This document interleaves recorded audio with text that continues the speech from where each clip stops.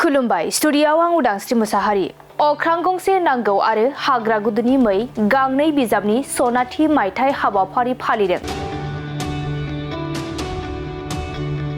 बर' थुनलाइ मुलुगाव गांनै बिजाब अख्रां गंसे नांगौ आरो हाग्रा गुदुनि मै जायखौ जों माइलनि खुन्थिया बुंनो हायो।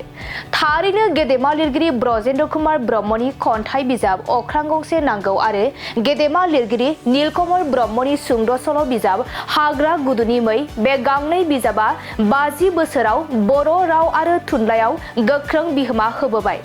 दिनैनि बे हाबाफारिखौ क'क्राझार सहरनि साखाथियाव थानाय क'क्राझार CITनि ब्रजेन्द्र कुमार ब्रह्म सावरायमा नब्लाङाव नेटिभार्स इनस्टिट्युट अफ पड'लजिनि बानजायनायाव दिनै अख्रां गंसे नांगौ आरो हाग्रा गुदुनि मै बे गांनै बिजाबा 50 बोसोर जानायलाय गांनै बिजाबनि सनाथि मायथाइखौ खुंफुङो। हाबाफारि बायदियै गेदेमा खन्थाइगिरि ब्रजेन्द्र कुमार ब्रह्म आरो गेदेमा सल' लिरगिरि नीलकमल ब्रह्मनि सावगारियाव आलारि बाथि सावनानै बिबार बावो।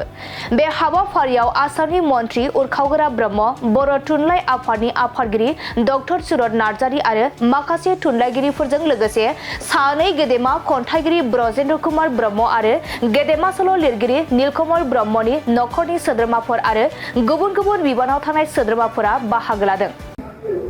गिबियावनो NIB खौ मोनसे रिसार्च वार्कनि थाखाय दानाय जादोंमोन 2003 जानांगौ आरो बिनिफ्राय लानानै NIB आ दिनैसिम गोबां खामानिबो मावबाय, रिसार्च वार्क मावबाय, लोगोसे दा नेपालाव थानाय बर' आरो बड'लेण्डआव थानाय बर'फोरनि लाइभलिहुडनि सायाव मोनसे खामानि मावनानै बिजाब दिहुनबाय। दा आमेरिकायाव टेक्सासआव थानाय इउनिभार्सिटि मोनसे आरो इउनिभार्सिटि अफ अरेगन मोननै इउनिभार्सिटिजों मोनसे माबायाव थानानै आन्डारस्टेन्डिंआव थानानै मोनसे वार्क आर्काइभ प्रजेक्टबो खालामगासिनो दं, माने टाइ आप खालामनानै आरो दा बर' रावनि बर'नि सर्ट स्ट'रिनिफ्राय लानाय खन्थाइफोर बेफोर आर्काइभआव प्रजेक्ट माने प्रिजार्भ जागासिनो दं, मालाबाबो माने गोमानानै थांला।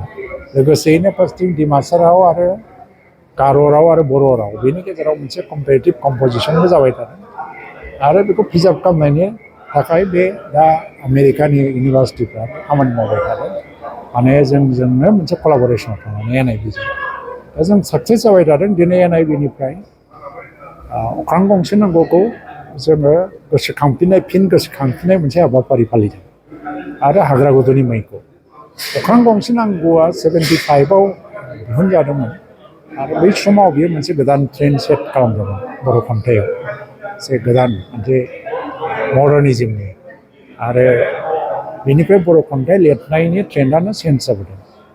सेकेन्ड मोनसे जाबाय हाग्रा गुदुनि मै, नीलकमल ब्रह्म बर' सुंद' सल'नि मपासा होननानै बुंनाय जायो, फ्रेन्सनि फेमास सल' राइटार, सुंद' सल' राइटार, आरो बिथांनि सोरजिनाय खिताब बे हाग्रा गुदुनि मैयाबो मोनसे गोदान ट्रेन्ड सेट खालामदों। जों सानो मा लिरगिरिफोरखौथ' जों गोसोखाङो, जोनोम सान, थैनाय सान, खिन्थु बिथांमोननि लिरनाय बिजाबखौ हाजार हाजार मानसिया जेबो मिथिया, मिथियालासिनो बिसोरनि जोनोम सान जों गोसोखाङो दा बिबार बावो।